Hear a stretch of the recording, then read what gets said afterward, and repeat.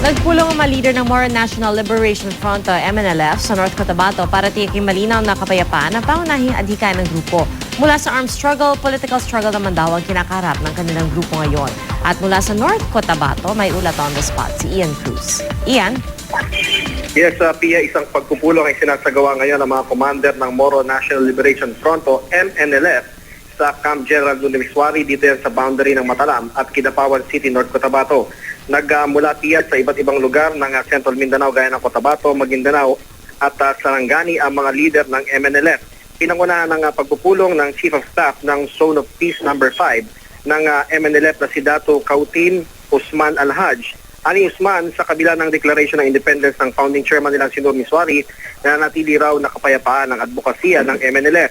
Ang pagpupulong ng mga commander mula sa iba't ibang lugar sa Central Mindanao ay upang muling ipaalala sa kanila na kapayapaan daw ang dapat na mamayani. Git ni Usman, tapos ng armed struggle nila at nasa political struggle naman daw sila ngayon.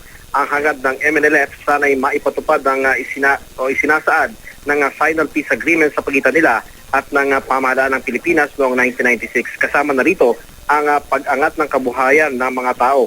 Isa nga sa mga dumalo sa pulong ang chief ng Task Force Black Search ng MNLF na si Adam Malim mula sa pagiging rebelde, chairman na ng barangay Katilakan sa Tikit North Cotabato, itong si Malim.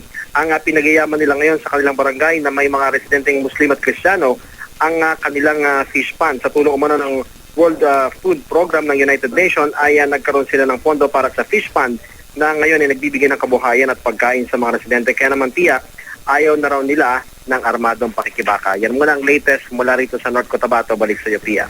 Maraming salamat, Ian Cruz.